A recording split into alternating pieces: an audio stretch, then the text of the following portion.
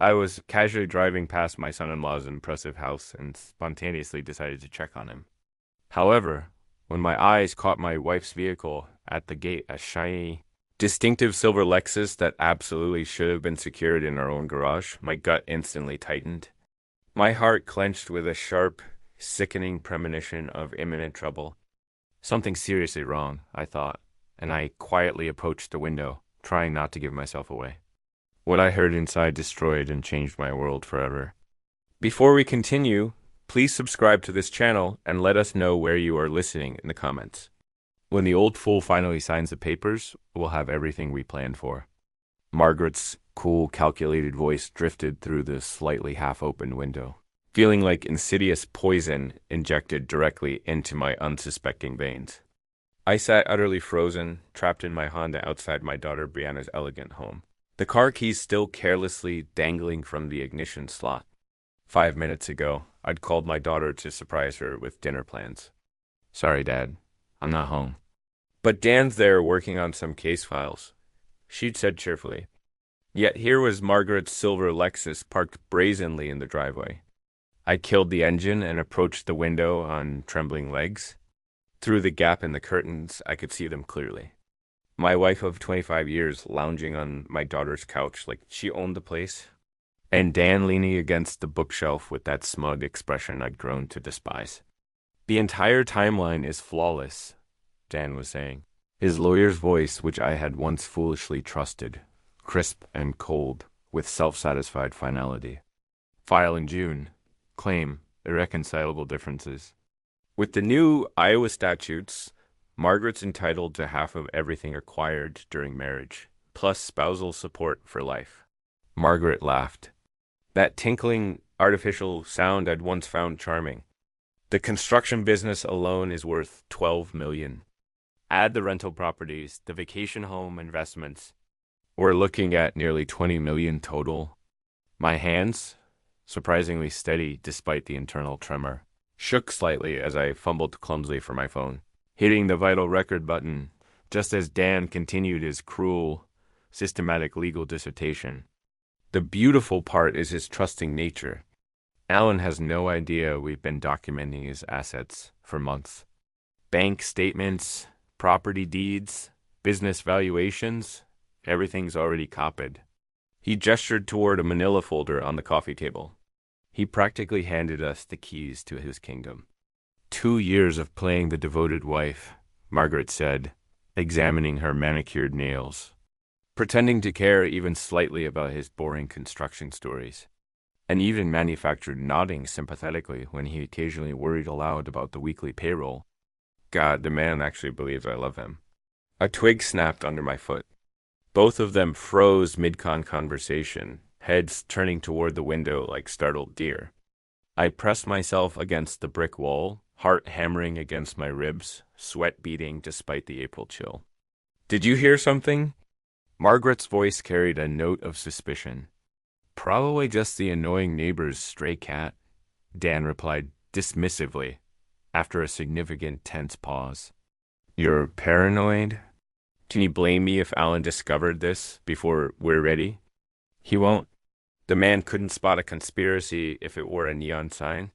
Dan's laughter held nothing but contempt. By September, you'll be divorced, wealthy, and free to do whatever you want with whoever you want.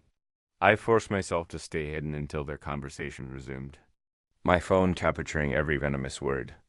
When I finally crept back to my car 15 minutes later, my entire world had shifted on its axis. 25 years of shared life and marriage, reduced to nothing more than a chilling, cynical legal strategy session meticulously crafted between my deceitful wife and my traitorous son-in-law. The folder on that coffee table haunted me. Months of planning, documentation, preparation. While I'd been working 16-hour days to build our future, they'd been systematically mapping its destruction. I sat in the driver's seat, staring at my hands wrapped around the steering wheel. The same hands that had built a construction empire from nothing, that had provided every comfort Margaret enjoyed, that had walked her down the aisle when her own father refused to attend our wedding. Margaret's voice echoed in my memory. The man actually believes I love him. The worst part until 30 minutes ago, I absolutely did. The front door opened just as I reached for my car keys. Margaret emerged first, her designer handbag swinging casually at her side, followed by Dan adjusting his tie with practiced precision. Neither expected to find me sitting in my Honda, and the shock registered on Margaret's face like a slap. Alan, her voice climbed an octave. What are you doing here? I forced my expression into something resembling normally, though my pulse thundered in my ears. 25 years of marriage had taught me to read her moods, but apparently she'd been acting the entire time. Just finished a quick job site inspection nearby, the new medical center site. I lied smoothly, the deception surprisingly easy, climbing slowly out of the car. Thought I'd stop by and see Brianna. Dan stepped protectively closer to Margaret, his lawyer instincts kicking in. Those pale gray eyes studied my face with uncomfortable intensity, searching for cracks in my story. She's not here, Margaret said quickly. I was helping Dan organize some legal documents for a client. The lie rolled off her tongue with practiced ease. How many lies had I swallowed over the years without question? Oh, I kept my voice light, conversational. I thought you'd be at work until 6 o'clock today. Didn't you mention something about the Henderson proposal this morning? A flicker of panic crossed her features. I left early, headache. Sorry to hear that. I turned to Dan with manufactured friendliness, working on an interesting case. Asset division, he replied without thinking, then caught himself. For a high-profile divorce client, a very complex financial situation involving hidden assets. The irony would have been amusing if it weren't destroying my life. Margaret's eyes darted between Dan and me, calculating. How long have you been here, Alan? Just pulled up. Why? No reason, but her smile looked painted on. You seem tense. Everything okay? The woman who'd plotted my financial ruin for months was asking about my well-being. I almost laughed. Long day, you know how it is. I gestured toward Dan. Don't let me interrupt your work session. We were just finishing up, Dan said, his hand settling possessively on Margaret's lower back. The gesture seemed automatic, intimate. How long had that been happening? Good timing, then. I pulled out my phone to check the time, making sure they could see the device. Neither reacted, but I caught Dan's eyes lingering on the screen. I should head home anyway. Dinner won't cook itself. Margaret's laugh sounded forced. I'll be along shortly.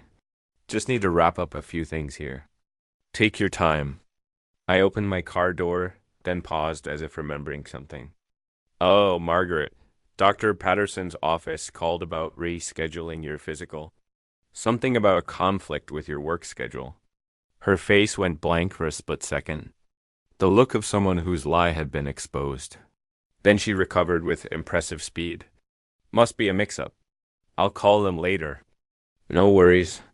These things happen. I slid into the driver's seat, heart hammering. See you both later? As I backed out of the driveway, I watched them in my rear-view mirror. They stood frozen until my car disappeared around the corner, then immediately moved closer together, heads bent in urgent conversation. The three-way dance of deception was complete. They suspected I might have overheard something. I knew they were planning to destroy me, and all of us were pretending everything was perfectly normal. Margaret would meticulously drive home separately, fully armed with a dozen plausible explanations for her suspicious early departure from work and her incriminating presence at Dan's detached house. She'd probably arrived at a dozen reasonable justifications by the time she walked through our front door. But she didn't know about the recording on my phone. 43 minutes of crystal clear audio that would change everything. I pulled into traffic, hands steady on the wheel for the first time, and turning real profit after 10 years of 12-hour days and instant noodle dinners. We'd met at the company Christmas party that year. Morrison was a client. I'd renovated their offices the previous spring. Margaret had laughed at my terrible joke about concrete mixers, a sound like silver bells that made my chest tighten with unexpected longing. When I asked her to dinner, she blushed and said yes. So quickly I wondered if she'd been waiting for me to ask. Our first date at Romano's Italian restaurant stretched until midnight. She listened with genuine interest as I described my dreams of building something lasting, something that would outlive us both. Her eyes sparkling when I talked about the houses I wanted to create, the families I wanted to shelter. You're not just building structures, she'd said, reaching across the table to touch my hand. You're building homes. I proposed 6 months later. The kitchen table held our 25th anniversary card from last December, Margaret's handwriting still elegant in blue ink. To my wonderful husband, thank you for making all my dreams come true. Here's to 25 more years of happiness. All my love, Margaret. All her love. The phrase tasted bitter now. I moved to the living room where Brianna's baby pictures lined the built-in shelves I'd crafted during Margaret's pregnancy. June 8th, 1995, the day our daughter was born. Margaret, exhausted, but radiant, holding our red-faced miracle like she'd been created for motherhood. Those first years had been the happiest of my life. Margaret threw herself into being a mother with the same intensity she'd once brought to planning our wedding. Parent-teacher conferences, soccer games, birthday parties with elaborate themes.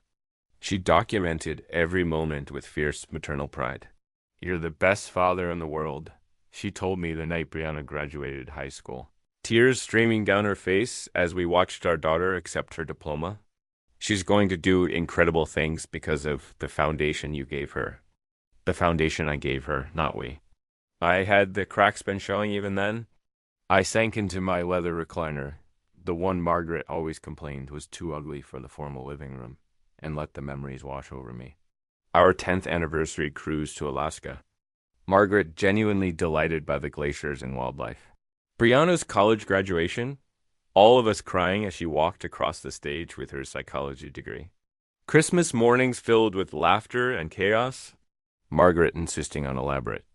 Decorations that took weeks to install and one day to dismantle. When had gratitude transformed into entitlement? When had thank you for providing this life become we deserve so much more? The recording on my phone held the answer, Margaret hadn't loved me in years, possibly decades. Every kiss, every anniversary celebration, every I love you whispered in the darkness had been calculated. Manipulation designed to keep me working, earning, building wealth she could eventually claim as her own. 25 years of my life reduced to a legal strategy session. I sat in the growing darkness of our living room, surrounded by the evidence of what I believed was a happy marriage, and felt something cold and analytical settling over the grief. Margaret thought she was playing the long game, positioning herself for maximum financial gain while maintaining plausible deniability. She had no idea her husband possessed the same strategic mind that had built a construction empire from nothing. The game was about to change. The living room silence wrapped around me as I forced myself to think like the businessman I'd always been. When had Margaret's behavior shifted from genuine partnership to calculated positioning? The answer came with uncomfortable clarity. 2020, when Cole Construction landed the Morrison Municipal Center contract. $50 million over 3 years, the largest project in company history. I'd come home that April evening expecting celebration, maybe champagne, definitely the enthusiastic. Support that had sustained me through every previous milestone. Instead, Margaret had been sitting at the kitchen table with a real estate magazine and a calculator. This means we can finally afford the house on Elm Street, she'd announced without looking up. The one with the circular driveway and the pool. The Hendersons are asking $4.2 million. Not congratulations on the achievement. Not pride in the work that would employ 300 people for 3 years. Just immediate focus on what my success could buy her. Margaret, I haven't even started the project yet. There's design work, permits, subcontractor negotiations, but the money is guaranteed, right? She'd finally looked at me then, her green eyes calculating. I mean, once you sign the contract, the city has to pay. The conversation had lasted 2 hours. She'd mapped out expenditures down to the last detail. The new house, country club membership, luxury cars, European vacations, not our expenditures, hers. The pronouns have been telling, though I'd been too focused on project logistics to notice. By 2021, the demands had escalated. The country club membership became non-negotiable when the Pattersons joined Riverside Hills. Our perfectly adequate vacation cabin in Wisconsin became embarrassing compared to the Johnsons' place in Aspen. Margaret began dropping hints about other wives whose husbands really understood how to treat a woman. The long-standing physical intimacy disappeared gradually and almost imperceptibly, so slowly and subtly that I had foolishly attributed the distance to the universal excuses of age and accumulated work stress. Separate bedrooms became necessary because of my snoring, though Margaret had never complained about snoring in 23 years of marriage. Dinner conversations shifted from discussions of our day to Margaret's detailed accounts of what other families owned, achieved, or displayed.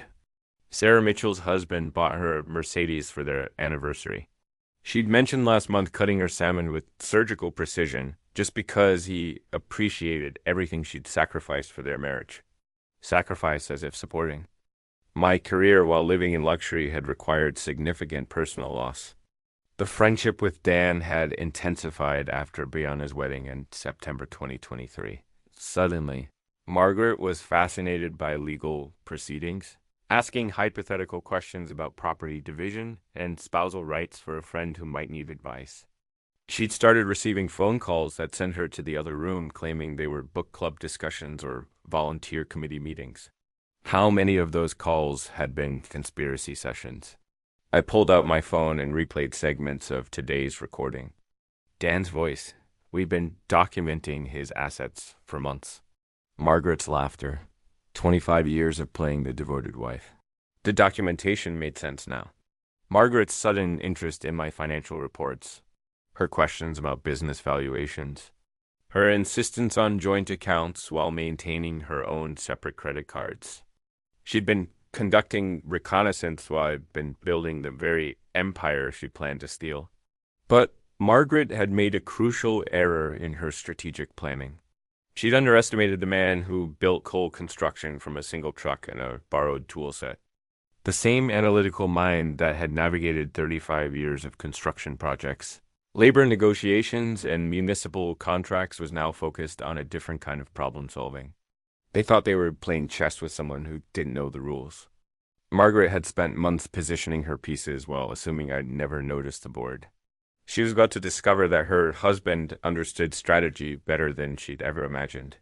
I stood up from the recliner and walked to my home office, where files containing 35 years of business records lined built-in shelves.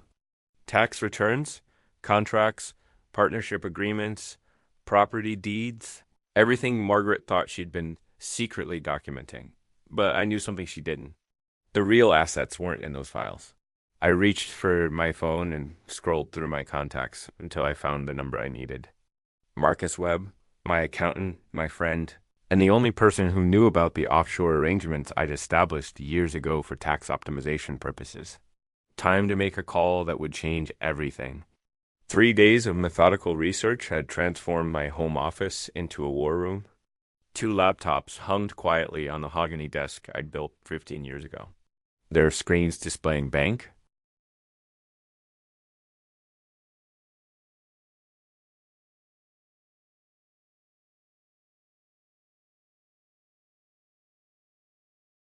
statements, legal databases, and property records. Yellow legal pads covered every surface filled with columns labeled assets, weaknesses, timeline, and leverage points. I'd shaved carefully that morning, put on my best Navy suit, and slipped on the reading glasses Margaret always said made me look distinguished. Strange how quickly grief could crystallize into strategy when you had 35 years of business experience to draw from. Marcus Webb had been more helpful than I dared hope. 3 offshore accounts I had established years ago for tax optimization. Completely legal, fully documented, but invisible to anyone without forensic accounting skills. Margaret's amateur reconnaissance mission had missed the real treasure. She'd been carelessly cataloging only the visible, taxable kingdom, while the real crown jewels of the business remained strategically hidden in plain sight. protected by legal firewalls. But Margaret had been busy too. Her credit card statements told a fascinating story. $47,000 in unauthorized transfers over 8 months, funneled to a joint savings account I never opened. The beneficiary name made my jaw clench. Daniel Thompson. They'd been positioning themselves as financial partners long before their divorce conspiracy began. Luxury lunches at Riverside Country Club, $300 spa treatments. Designer clothing purchases that coincided suspiciously with her book club meetings. Every expense painted a picture of a woman preparing for a different life. The 8th out of 500 med handbags she'd bought last Tuesday carried particular irony given that she'd complained about grocery costs just that morning. Dan's vulnerabilities proved even more illuminating. My construction industry contacts had been generous with information about Davenport's most ambitious attorney. The man who planned to steal my fortune was drowning in debt. $180,000 in student loans and $8,500 monthly office lease chosen for image over. Prudence and a growing reputation for cutting ethical corners when payment schedules got tight. Thompson's a sharp lawyer. Jim Morrison from Morrison Concrete had told me over coffee. But he's got champagne tastes on a beer budget. Owes 3 of my subcontractors nearly 25 grand total. Always promises payment next week and then disappears when the bills come due. The State Bar Association's website revealed 2 dismissed ethical complaints in the past year, both involving client fund mismanagement, dismissed but documented. In legal circles, even unsuccessful complaints left stains on professional reputations. I leaned back in my leather chair, surveying the intelligence gathered over 72 hours of patient investigation. Margaret and Dan had underestimated their opponent catastrophically. They'd seen a trusting husband who worked long hours and rarely questioned household expenses. They'd failed to recognize the analytical mind that had built coal construction from a single truck into a 12 million enterprise. The phone rang, jarring me from my strategic reverie. Brianna's name flashed on the screen. Hey, sweetheart. I kept my voice warm, normal. How's your day going? Dad, I need to ask you something. Her tone carried the careful neutrality she used with troubled patients. Is everything okay between you and Mom lately? There's been this weird tension whenever I'm both of you. My hand tightened on the phone. How much did she know? How much had Dan told her about their conspiracy? What makes you ask? Little things? Mom seems stressed about money, which is strange since business has been so good. And Dan keeps asking weird questions about your company structure, like how the partnerships work and who controls what assets. She paused. It feels like they're fishing for information, but I can't figure out why. Fishing for information.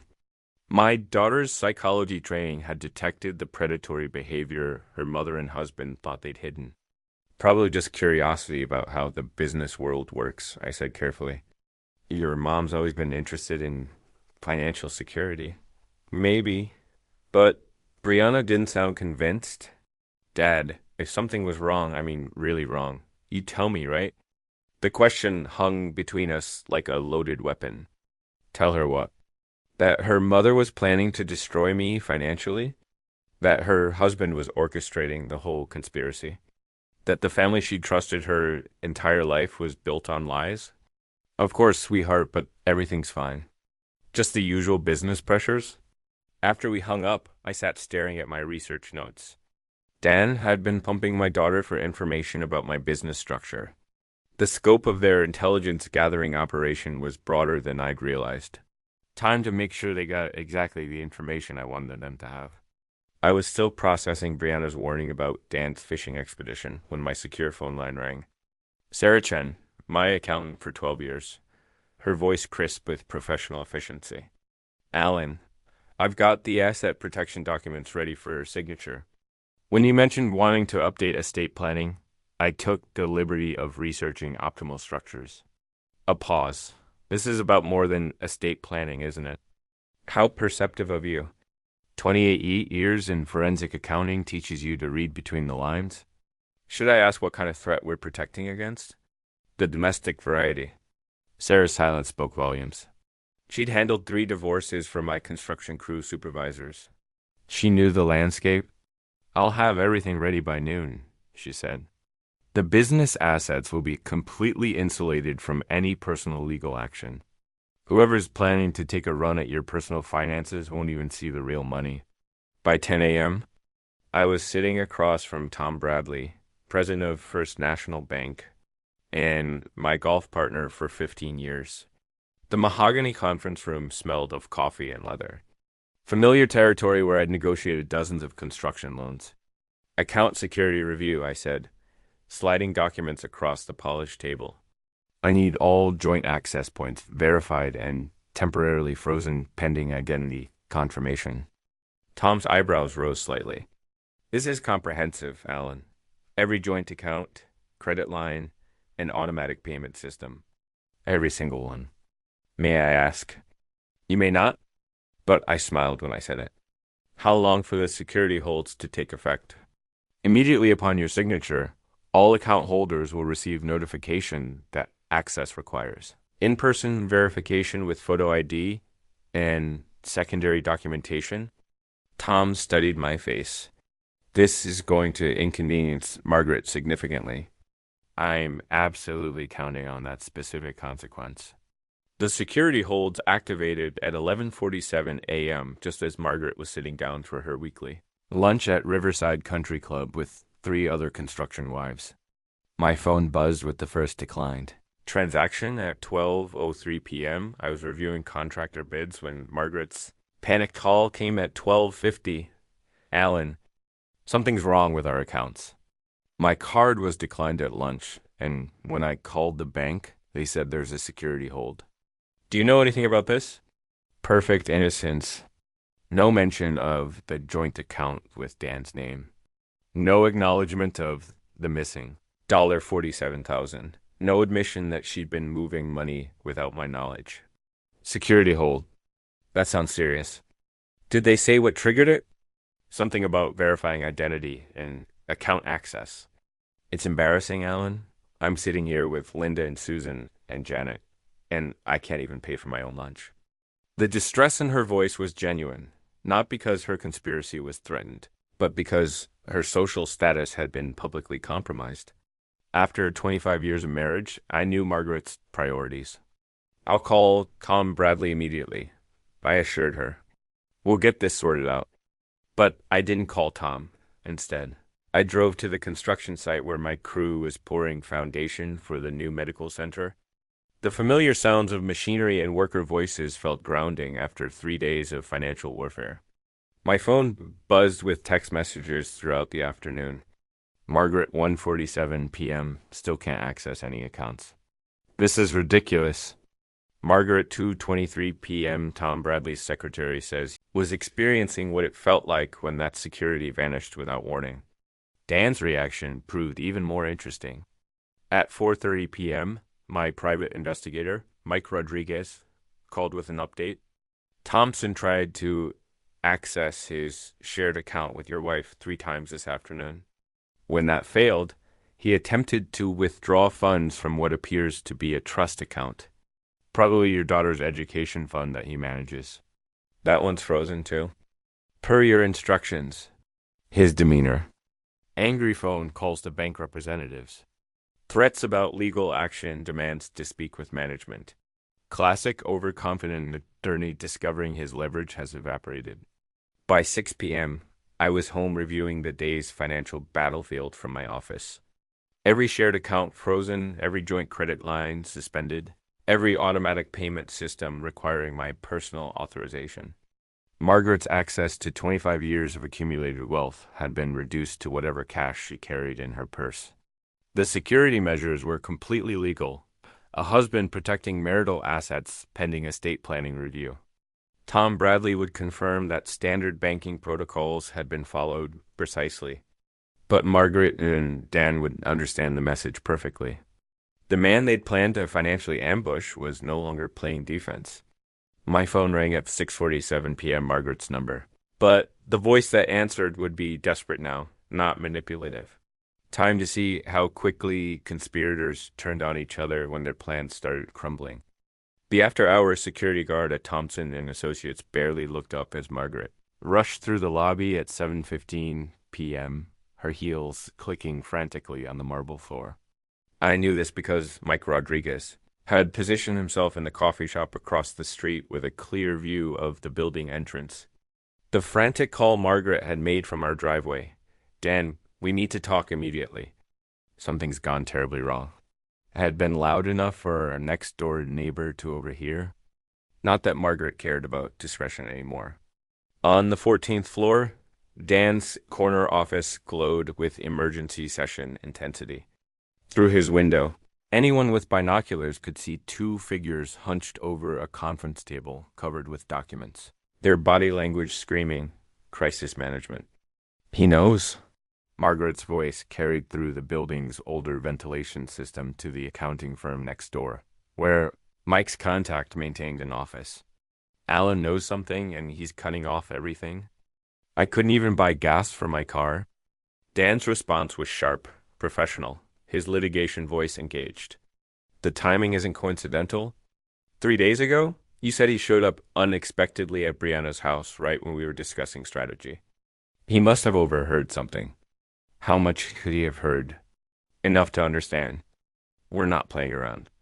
Papers rustled as Dan reviewed documents. Margaret, we need to assume he recorded our conversation.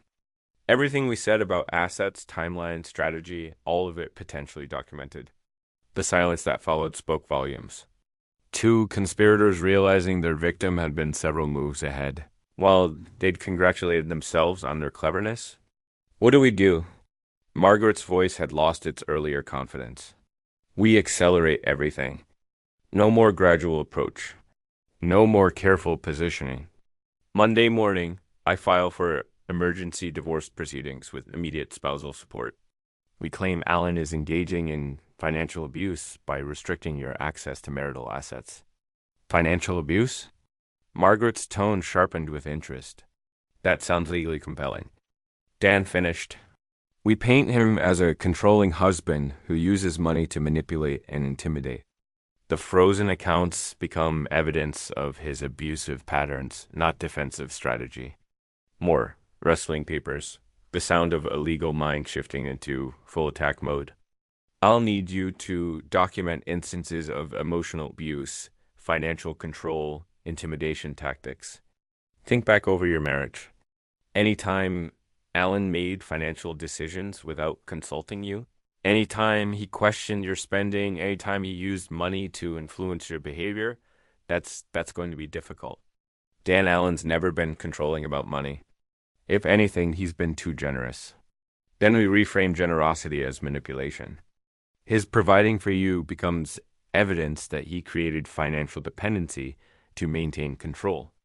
Every gift, every luxury, every comfortable lifestyle choice becomes proof of his systematic isolation strategy. The breathtaking audacity was impressive in its scope. They were planning to weaponize 25 years of Alan's dedication and generosity, twisting every act of love into evidence of abuse. What about Brianna? Margaret asked. She's not going to automatically take my side. Her psychology training makes her skeptical of everything. That's actually perfect. Dan's voice carried the satisfaction of a man who'd found his closing argument. Brianna's hesitation to support you immediately becomes evidence of how thoroughly Alan has manipulated family dynamics. We position her psychology training as something Alan exploited to turn his own daughter against her mother's emotional needs. You want to make our daughter a witness against her father? I want to save your financial future, Margaret. Brianna's professional training means her testimony carries extra weight. If she expresses any concern about family dynamics, we frame it as expert psychological opinion, confirming Alan's manipulative patterns. The plan was elegant in its comprehensive evil. Turn the daughter's professional skepticism into evidence against the father. Reframe every act of love as manipulation. Transform defensive financial protection into proof of abuse. Monday morning, Dan continued. I file for emergency restraining orders preventing further asset movement. immediate spousal support of $15,000 monthly, and temporary exclusive occupancy of the marital home. By Wednesday, we'll have him painted as an abusive husband who needs court supervision to prevent further financial intimidation. And if he fights back, then we escalate. Harassment charges if he contacts you directly, stalking allegations if he investigates our activities, emotional abuse claims if he questions any of our accusations. Dan's voice carried cold satisfaction. The beauty of domestic abuse law is that denial becomes evidence of guilt. The harder he fights, the more controlling he appears. Margaret's laughter held no warmth. Poor Alan. He has no idea what he's unleashed. 25 years of playing the trusting husband. Time to teach him that nice guys finish last. They spent another hour coordinating their stories, establishing secure communication methods, and preparing for what Dan called total legal warfare. Every conversation, every interaction, every financial transaction would be documented as evidence of Alan's systematic abuse pattern. The conspiracy had evolved from simple asset grab to character assassination campaign designed to destroy not just Alan's finances, but his reputation, his relationship with his daughter, and his standing in the community he'd helped build for 3 decades. As Margaret finally left the building at 9:30 p.m., her phone was already buzzing with Dan's first strategic text. Remember, you're not an angry wife anymore. You're a terrified victim, finally finding courage to escape your abuser. The ruthless, emotionally destructive war had officially and tragically begun. Saturday morning found Margaret and Brianna at Kaufluna, the bistro where they'd shared monthly mother-daughter brunches for 5 years. Margaret had chosen their usual corner table, intimate, private, perfect for confidential conversations. But this time she'd positioned herself as a woman seeking her daughter's professional help rather than maternal support. Brianna, I need to talk to you about your father. Margaret's voice carried carefully calibrated vulnerability. I think something's wrong with him mentally. Brianna set down her coffee cup with the deliberate precision she used when shifting into therapist mode. What kind of wrong, Mom? Controlling behaviors, paranoid thinking. He's been restricting my access to our accounts, claiming it's for security reasons. But Margaret let her voice trail off, allowing her daughter's imagination to fill the blanks. How long has this been going on? Months, maybe longer. I just attributed.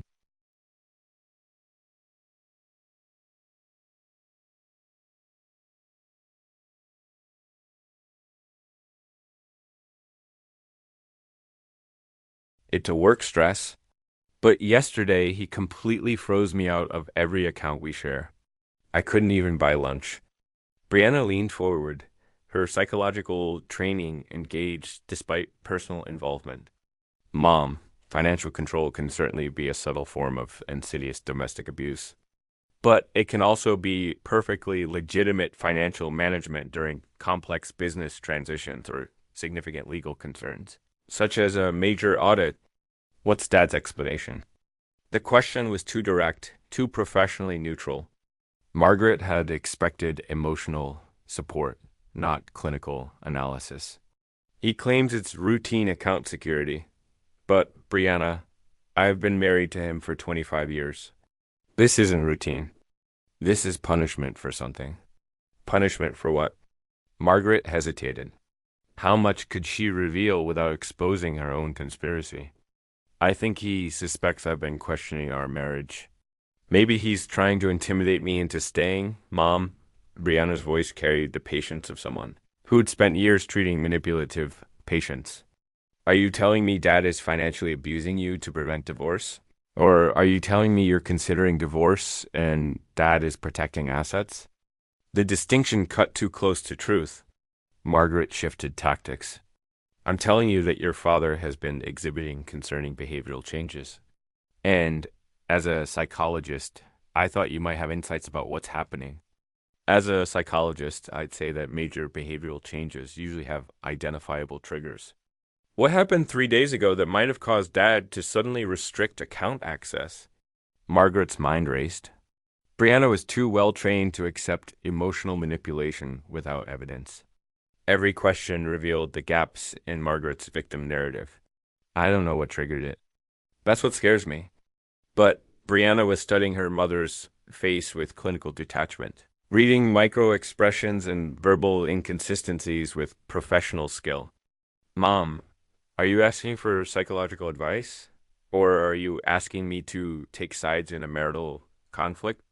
The blunt question shattered Margaret's manipulation strategy. Her daughter wasn't going to provide the emotional support that would validate her victim narrative. I'm asking you to help me understand what's happening to our family.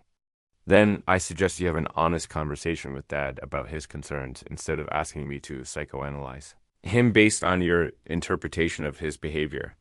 Margaret left the calf. 20 minutes later, furious at her daughter's professional detachment and worried about the implications. Brianna refused to automatically support her mother's claims. The victim narrative would collapse under professional scrutiny. Meanwhile, 40 meters away at Cole Construction's headquarters, I was receiving intelligence that would reshape the entire battlefield. Jim Morrison's call came at 10:15 a.m., just as I was reviewing weekend job site reports. Alan thought you'd want to know. Dan Thompson's got problems brewing with the State Bar Association. Word is they're investigating his handling of contractor payments on the Mitchell case. What kind of problems? 3 subcontractors filed complaints about non-payment last month. Thompson collected fees from his client, but never distributed payments to the trades. Classic trust account violation, if they can prove it. I sat down my coffee, mind immediately calculating the implications. How serious? Serious enough that the Bar Association scheduled a hearing for next week. Thompson's scrambling to find 23 gray grand to make the subcontractors whole before the investigation concludes. $23,000, the exact amount Dan owed, according to my research. Jim, would those subcontractors be willing to discuss their experience with Thompson if someone from the construction community reached out? Absolutely. These guys are furious. Thompson promised payment for 6 months. Always had excuses, always blamed delays on his client or court procedures. They're small operators who can't afford to absorb those losses. I spent the next 3 hours making strategic phone calls. Bob Martinez from Martinez Electrical, who'd been waiting 8 months for $7,400. Steve Chun from Chun Plumbing, owed $9,200 since last October. Randy Foster from Foster Roofing, still waiting for $6,500 from a job, completed in November. Each conversation followed the same pattern. Professional courtesy calls from Cole Construction checking references before potentially hiring Thompson for legal services. Each contractor eager to share warnings about Dan's payment practices, ethical shortcuts, and professional unreliability. By 1 p.m., I had documented evidence of Dan's systematic pattern of using client trust accounts as personal banking, violating state bar regulations and misleading subcontractors about payment timelines. At 2:30 p.m., I called the State Bar Association's ethical complaint hotline. I'd like to file a formal complaint about attorney misconduct, I told the intake specialist. Daniel Thompson has engaged in a pattern of client trust account violations and has made misleading representations to construction industry professionals. The lengthy complaint form asked for meticulous, detailed documentation and verifiable evidence. I provided contractor names, amounts owed, timeline of misrepresentations, and evidence of Dan's systematic abuse of client funds. 3 additional contractors agreed to serve as witnesses if needed. By 4:00 p.m., Dan's law office was receiving calls from the Bar Association about expedited investigation procedures and mandatory hearing attendance. His professional reputation, the foundation of his conspiracy against me, was now under formal ethical review. At 4:47 p.m., my phone buzzed with a text from Mike Rodriguez. Thompson just left his office carrying 3 boxes of files, heading toward his car. Want me to follow? No need. I typed back. I know exactly where he's going. Dan would be driving straight to Margaret, panic overriding his usual caution. The conspiracy that had begun with confidence and careful planning was about to become a desperate scramble for survival. Let them panic. Let them make mistakes. The real war was just beginning. 2 days of professional crisis had given Brianna time to process everything she'd learned. The drive to Cole Construction's headquarters felt like traveling toward a reckoning. She'd been avoiding her entire adult life. My office building stood solid against the April sky. Brick and steel and honest workmanship. Everything Dan's glass tower pretended to be but wasn't. Sarah, my secretary for 8 years, greeted Brianna with the warmth reserved for family members who actually showed up to job sites and company picnics. He's expecting you, honey. Go right in. I stood when she entered, reading her body language with the careful attention I'd learned from watching Margaret's moods for 25 years. But Brianna carried herself differently. Professional posture, clinical distance, the bearing of someone who'd made difficult decisions. Dad, we need to discuss what's happening between you and Mom. Her voice held the careful neutrality she used with troubled patience. I've spent 2 days analyzing the situation, and I need to understand your perspective. What's your mother told you? That you're exhibiting controlling behaviors, financial manipulation, possible emotional abuse. She sat across from my desk, hands folded precisely. She wants me to support her victim narrative using my professional credentials. The clinical language was jarring, coming from my daughter, but I recognized her strategy. Distance herself emotionally to evaluate facts objectively. And what do you think? I think Mom tried to manipulate me the same way she's apparently been manipulating you. Brianna's green eyes, so much like Margaret's, but clearer somehow, studied my face. Show me the evidence, Dad.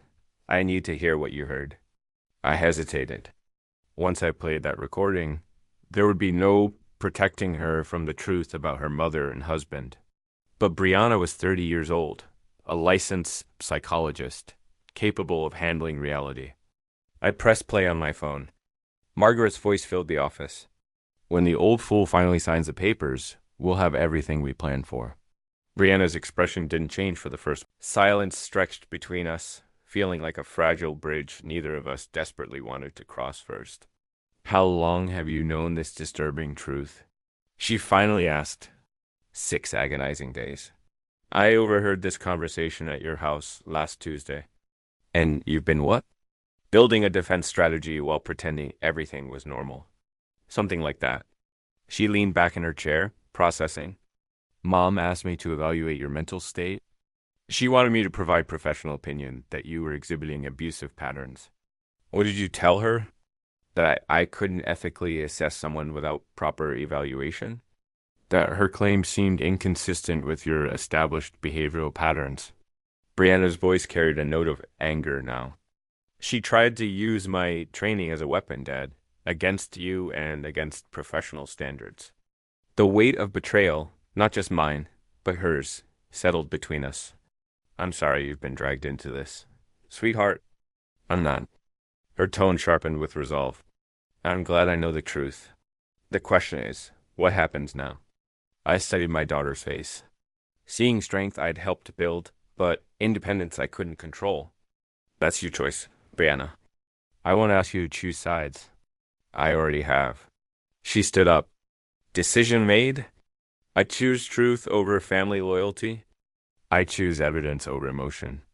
And I choose to support the parent who didn't try to manipulate my professional ethics. Relief flooded through me, followed immediately by concern. What about Dan? What about him? Her voice went cold. My own husband willingly participated in a cruel conspiracy to financially and professionally destroy my father, while simultaneously attempting to use my professional psychology practice as an unethical, convenient cover. That marriage is over. Brianna, Dad, I'm not making this decision in anger. I'm making it based on character assessment and behavioral evidence. She moved toward the door, then paused. I'll testify honestly about family dynamics if needed, but I won't be anyone's weapon, including yours. I understand. Good, because there's one more thing I need to do. She left my office with the determined stride of someone who'd found moral clarity in a situation designed to destroy it. 20 minutes later, she'd be walking into her own home to confront the man who'd betrayed not just me, but the professional ethics she'd spent years building. I sat alone in my office, surrounded by the evidence of 35 years of honest work, and felt something I hadn't experienced since this nightmare began. Hope that cold, hard truth might actually, for once, matter more than deceit. Rihanna's key turned in the lock at 7:30 p.m., and Dan's startled expression revealed he hadn't expected her home early. He sprawled on our living room couch, legal doc physically, prevented you from leaving the house, monitored your communications. Each question struck holes in Margaret's fabricated narrative. Alan had never raised his voice in anger, never restricted her activities, never questioned her friendships. 10 blocks away, Dan discovered that bar association investigations moved with bureaucratic efficiency when they wanted answers. Monday morning's ethics committee call carried implications beyond contractor payment delays.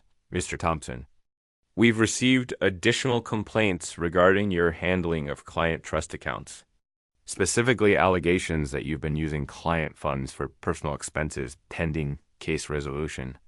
Dan's hand tightened on the phone. Those allegations are unfounded. I have always maintained proper accounting. We have documentation from Martinez Electrical showing invoices submitted 8 months ago, with promises of payment pending client approval. Yet your client settled 6 months ago. Where are those funds currently? The answer was his personal checking account, where contractor payments had been diverted to cover office rent and student loans.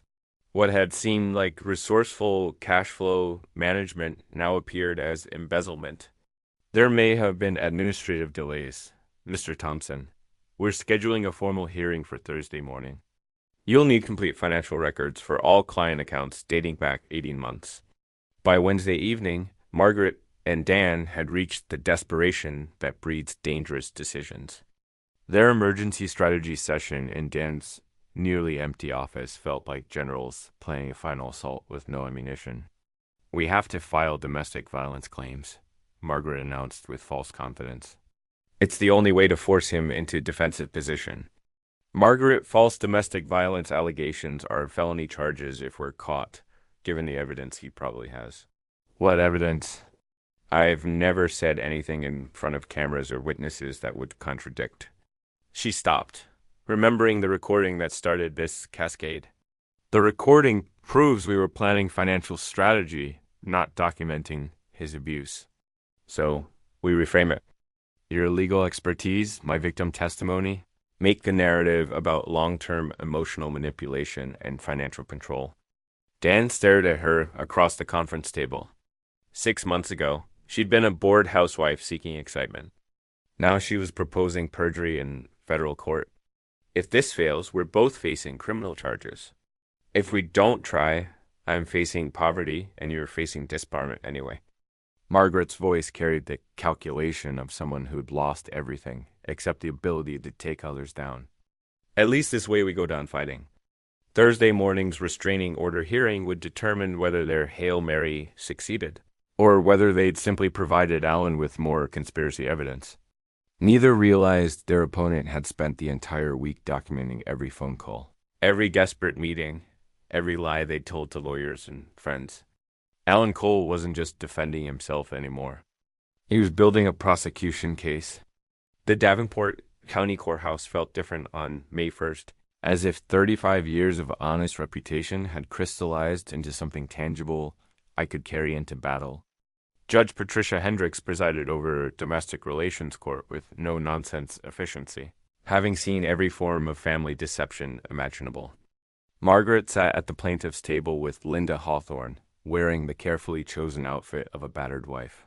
Conservative dress, minimal makeup, nervous demeanor that might have been genuine given the stakes. Mrs. Cole, Judge Hendricks began reviewing the emergency restraining order petition. You allege your husband has engaged in financial abuse and intimidation. Can you describe specific incidents that led you to fear for your safety? Margaret's voice trembled with practiced vulnerability. Your Honor, for months my husband has been restricting my access to our accounts, monitoring my spending, making threats about what would happen if I tried to leave. What kind of threats, Mrs. Cole? Financial threats. That I'd be left with nothing. That he'd use his business connections to destroy my reputation. Margaret paused for effect. Last week, he completely cut off my access to money, even for basic necessities. I watched my wife of 25 years pure herself with increasing confidence. Each lie built upon the previous one, creating fictional abuse from a man who had spent decades providing every comfort she demanded. Judge Hendricks turned to my attorney, James Morrison. Does the defendant wish to respond? James stood with calm authority, earned through 30 years practicing law without suborning perjury. Your Honor, we have evidence that Mrs. Cole's claims are not only false, but part of a deliberate conspiracy to defraud the defendant of marital assets. That's a serious allegation, Counselor. We have audio recording of Mrs. Cole and her co-conspirator, Daniel Thompson, planning this exact scenario 6 weeks ago. Margaret's face went white. Linda Hawthorne whispered frantically in her client's ear. But damage control was impossible when your entire case was built on lies? I'd like to present Exhibit A, James continued, connecting his phone to the courtroom's audio system. Margaret's voice filled the chamber. When the old fool finally signs the papers, we'll have everything we planned for. For 43 minutes, Judge Riss listened to the complete conspiracy unfold. Margaret's mockery of our marriage, Gann's legal strategies for asset seizure, their calculated plan to manipulate Brianna's psychology credentials. The man actually believes I love him. Margaret's recorded voice declared with casual cruelty. I watched my wife's fabricated victim narrative crumble in real time. Her coach testimony about fearing for her safety became absurd when contrasted with her recorded laughter about manipulating the old fool. Judge Riss stopped the recording. Mrs. Cole, do you have any response to this evidence? Margaret's mouth opened and closed silently, like a fish out of water, utterly unable to form a coherent denial. Linda Hawthorne whispered frantically in her client's ear. But damage control was impossible when your entire case was built on lies? Your Honor, Linda said carefully, I request permission to withdraw from this case. I was not informed of these circumstances when I agreed to representation. Motion granted. Judge Hendricks fixed Margaret with the stares she reserved for perjurers. Mrs. Cole, I am dismissing your restraining order petition with prejudice. Furthermore, I'm referring this matter to the district attorney's office for investigation of possible perjury charges. The gavel fell with finality that echoed through the courtroom. 2 weeks later, the divorce settlement reflected Margaret's spectacular miscalculation. Her documented deception eliminated any claim to spousal support, and the prenuptial agreement she'd forgotten, signed eagerly in 197, limited her to minimal asset division.